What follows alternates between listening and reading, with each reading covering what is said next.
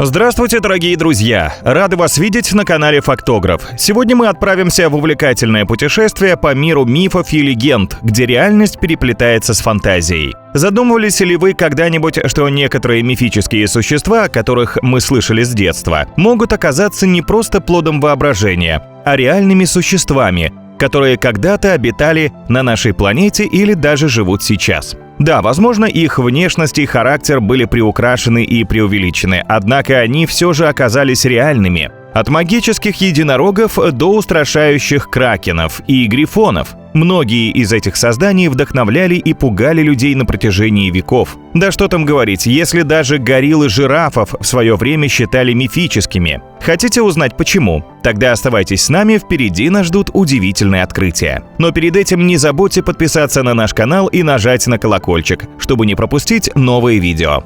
А теперь поехали! Кракен. Первые упоминания о кракене появились в скандинавской мифологии. Там кракен описывается как огромное морское животное, похожее на кальмара, с щупальцами и острыми зубами. Кракены были известны не только своими невероятными размерами, но и силой, и считалось, что они могут топить корабли и убивать людей. Датский епископ и естествоиспытатель Эрик Понтопиддан утверждал, что кракен по размеру сопоставим с небольшим островом и способен схватить корабль своими щупальцами и утянуть его на дно морское. По его мнению, большую опасность представлял водоворот, возникавший при быстром погружении чудовища. Выходит, кракен реально существующий организм? Невероятно, но да. Гигантские кальмары действительно существуют в природе и принадлежат к роду Архитеутис. Но реальность прозаичнее фольклора. Конечно, они оказались немного меньше, чем те монстры, которых описывали средневековые моряки. Самые крупные экземпляры достигают в длину 13 метров и весят около 275 килограммов. Кальмары могут перевернуть небольшую лодку, приняв ее за добычу, но корабли топить не в состоянии. Они обитают на глубине от 400 метров и крайне редко попадаются на глаза ученым. Камелопард.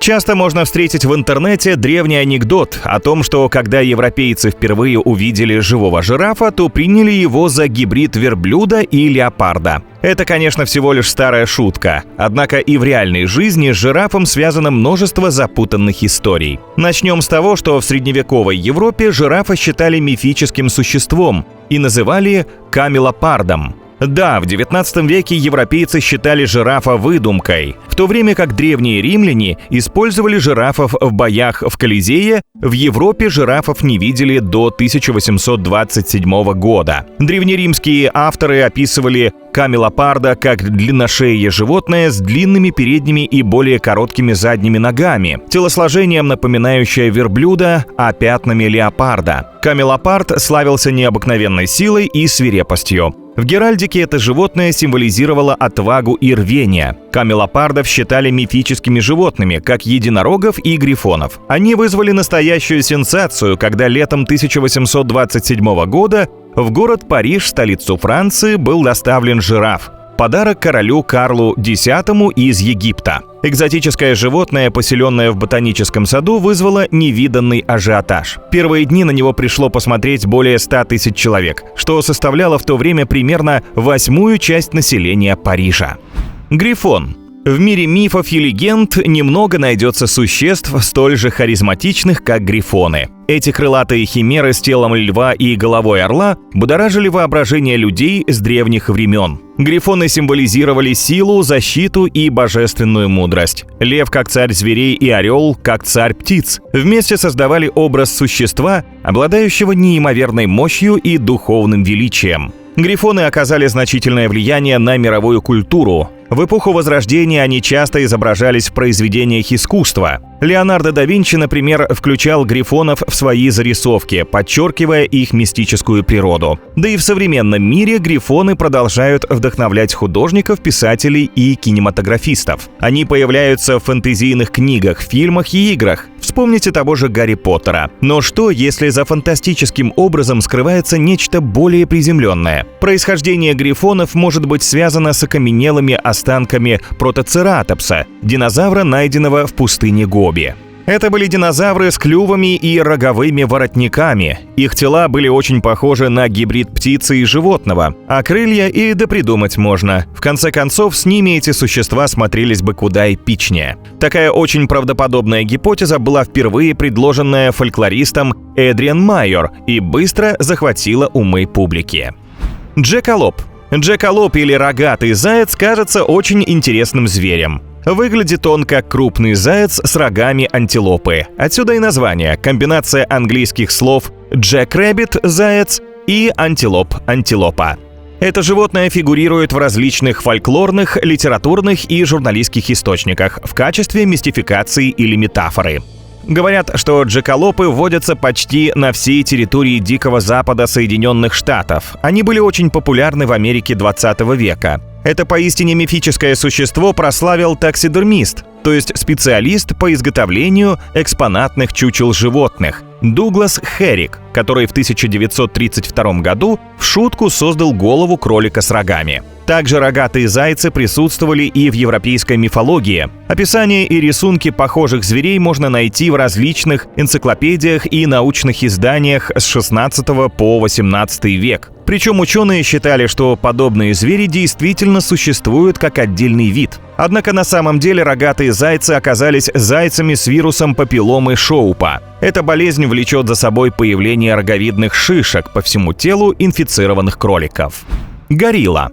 Все мы знаем горилл. На первый взгляд они кажутся весьма опасными животными. Взрослый примат весит около 150 килограммов. У него очень мощное тело, развитая мускулатура и сильная схожесть с людьми. Особенно устрашающе выглядит, когда горилла начинает бить себя в грудь, и кажется, что она готова кинуться на противника. Вы, наверное, удивитесь, но вплоть до 19 века люди считали горилл мифическими животными, а все рассказы о них – байками туземцев. Даже ходили слухи, что эти злые волосатые люди очень любят кидаться камнями. Но их характер совсем не такой. На самом деле гориллы не агрессивны, но если их спровоцировать, дают отпор. А агрессивная горилла – это опасно, их боятся даже леопарды. Кроме мощных рук, они еще и обладают сильным укусом. Тем не менее, про горилл в средневековую Европу доходили разрозненные сведения от путешественников, но в них мало кто верил. Гориллу из мифических в реальные животные перевели лишь в 1856 году. Американский путешественник Поль Дю Шайю был первым, кто представил миру этих зверей. А знакомство начал с того, что застрелил крупного самца гориллы. Свою встречу с дикой гориллой в Западной Африке он описывал так: «Горилла воистину показалась мне каким-то кошмарным исчадием ада. Чудовищное существо, получеловек, полузверь». Окапи. На протяжении многих веков до европейцев доходили слухи о странном животном, живущем в африканских лесах. Особенно часто эти рассказы приходили из области, которая сегодня является Демократической Республикой Конго. Однако никто не мог поймать это таинственное существо или даже рассмотреть его поближе. Это животное было настолько редким, что местные жители начали считать его мифическим африканским единорогом. Так продолжалось до начала 20 века, пока исследователь Гарри Джонстон сам не отправился в Африку, чтобы найти это загадочное существо. Он расспрашивал местных жителей, и те подтвердили существование окапи. Джонстон также сумел выкупить несколько шкур, которые были отправлены в Лондон. Это вызвало смятение в научном сообществе, и ученые ошибочно приняли их за шкуры зебры. Но со временем исследователи признали, что перед ними новый вид. Как же выглядит это загадочное животное? Окапи будто вобрал черты сразу нескольких видов. Длинная шея, как у жирафа, тело лошади и окрас, напоминающий о родстве с зеброй. Такая особенность позволяет ему удачно вписываться в любое окружение и прятаться от хищников. Единорог. Единороги – красивые и изящные лошади с рогом, торчащим посередине лба. В Древней Греции и Древнем Риме они считались реальными животными. В средневековой Европе единороги символизировали святость, а их рог мог спасать от всех ядов и даровать чудесные силы. С чего же это началось? Скорее всего, миф о единорогах мог возникнуть из описаний путешественниками знакомого нам носорога. Древнегреческий историк Ктесий, который жил примерно в V веке до нашей эры, описывал индийского однорогого зверя, сильно напоминающего носорога. Даже Марко Поло, когда во время своих путешествий встретил яванских носорогов, то идентифицировал их как единорогов. Однако представьте его разочарование, когда вместо волшебных грациозных существ он встретил больших неуклюжих животных. Но как так вышло? Вероятно, по мере того, как рассказы об однорогих зверях из Индии распространились на Запад, по торговым путям эти описания смешивались с другими влияниями, постепенно превращая коренастого серого носорога в стройного белого лошадиного единорога. Известная сила и агрессивность носорога также перекликается с легендарной силой единорога во многих мифологических источниках. Чупакабра.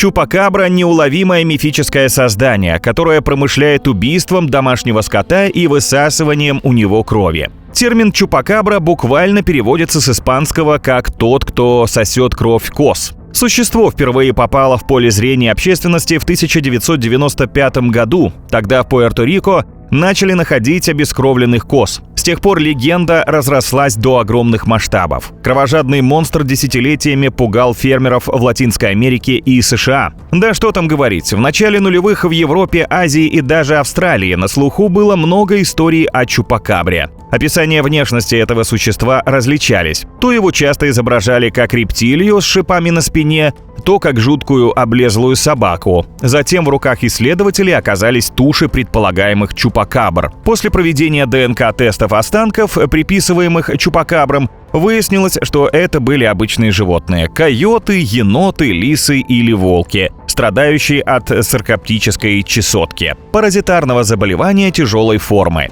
Из-за болезни дикие животные теряли шерсть, их кожа становилась грубой, покрывалась язвами, и в целом они выглядели чудовищно. Морской змей. Рассказы о морских змеях преследовали бесстрашных исследователей и опытных моряков на протяжении сотен лет. Их описывали как фантастических змееподобных существ с драконьей головой. Эти мифические чудовища упоминаются в мифах разных народов мира и в свидетельствах очевидцев. А знаете, кто был первым прообразом морского змея? Современный сельдяной король или обыкновенная ремень-рыба. Некоторые особи этих глубоководных рыб могут достигать длины 3,5 метров и весить около 250 килограммов. Самый крупный сельдяной король из официально зарегистрированных был длиной более 11 метров. Ну, чем вам не морской змей? Тем более, когда его наблюдают плавающим у поверхности, его волнообразные змеевидные движения и невероятная длина идеально соответствуют описаниям морского змея в фольклоре. Несмотря на опасения многих людей, сельдяной король совсем не опасен. Ведь у него, по сути, даже нет зубов. Однако странный внешний вид и редкость обеспечили этой рыбе место вероятного вдохновения для бесчисленных историй о морских змеях. Левиафан. Легенда об этом невероятном морском монстре предположительно древнее самой Библии. Однако именно благодаря текстам Священного Писания Левиафан стал известен народам Европы. О сущности фантастического чудовища спорили теологи, историки и даже зоологи. Левиафан также заплыл в произведения художников и писателей, которые и создали ему имидж громадного, невероятно сложного и не слишком дружелюбного существа. Его характеризировали как одно из самых страшных и грозных морских чудовищ, способного извергать пламя и обладающего иными фантастическими свойствами и, конечно, неописуемыми габаритами. В различное время выдвигались разные предположения о том, какое животное скрывается под именем Левиафан. В нем видели большого кита, гигантскую акулу, крокодила. Однако реальным прототипом библейского Левиафана, по всей видимости, является вымерший кашалот Левиафан Мелвилла. Это кашалот, существовавший в миоценовой эпохе около 12-13 миллионов лет назад. Он обладал огромными размерами и выдающимися зубами, что делало его одним из самых крупных хищников своего времени. На этом у нас все, друзья. Спасибо вам за просмотр. Не забудьте поделиться в комментариях информацией, о каком животном удивило вас больше всего.